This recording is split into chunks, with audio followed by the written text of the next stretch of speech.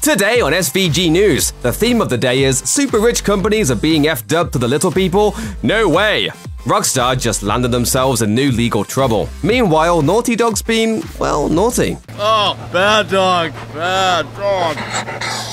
Sorry, buddy. I didn't mean that. I did! The Last of Us, the original, first released for the PlayStation 3 back in 2013. In 2014, the game was remastered for Sony's newest console, the PlayStation 4. With that knowledge laid out, it's tough to argue that The Last of Us is a pretty old game, especially one in need of a massive overhaul to help it meet modern-day standards. Still, that's exactly what it's getting, with a little bit of development drama mixed in to boot. Drama!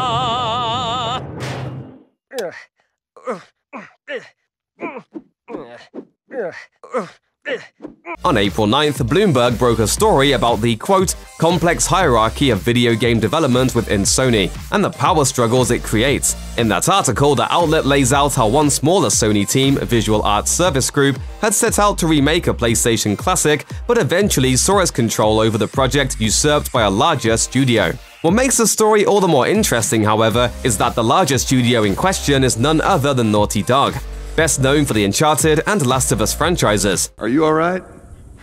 I'm trying to learn how to whistle. And the game Naughty Dog essentially wrangled away from Visual Arts Service Group is a remake of The Last of Us that, according to Bloomberg, is still very much being made. You may be wondering, why The Last of Us?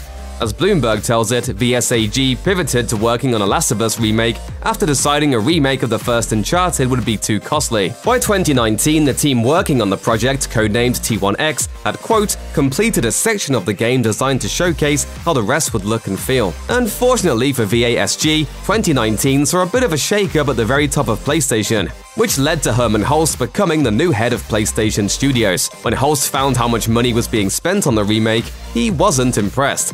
VASG's days of owning the project were numbered. Bye-bye, dude! In 2019, VSAG stepped in to help Naughty Dog finish work on The Last of Us Part 2, and afterwards some Naughty Dog staff, including developers who put time in on the original game, started helping VSAG out with The Last of Us remake. Given their experience, it wasn't long before those Naughty Dog team members had essentially taken over, pushing those leading the project at VSAG off to the side. As Bloomberg reports, quote, by the end of 2020, most of the T1X's team top staff had left, undoubtedly frustrated about how the whole situation had played out. As stated previously though, the remake The Last of Us is still coming, albeit with Naughty Dog now at the helm. It could even drop alongside a remastered next-gen version of The Last of Us Part 2. The big question now is, when? The Grand Theft Auto series has seen its fair share of controversy and shocking moments over the years, but those are typically related to the violent actions of the characters and the things the games have made players do. Now it appears as though GTA and its developer Rockstar Games have landed in hot water for an entirely new issue: copyright infringement. Respecting the law, respecting the law! Copyright law, copyright law! Musician and composer Sean Lee has alleged that Rockstar has reused one of his tracks in its games without permission or compensation. According to a report published by Fox 5 San Diego, Lee was approached by Rockstar to possibly supply music for an upcoming game, following Lee's gig as a composer for Rockstar's Bully. After Lee provided Rockstar with a spec track, the company rejected the song and moved forward without Lee's involvement.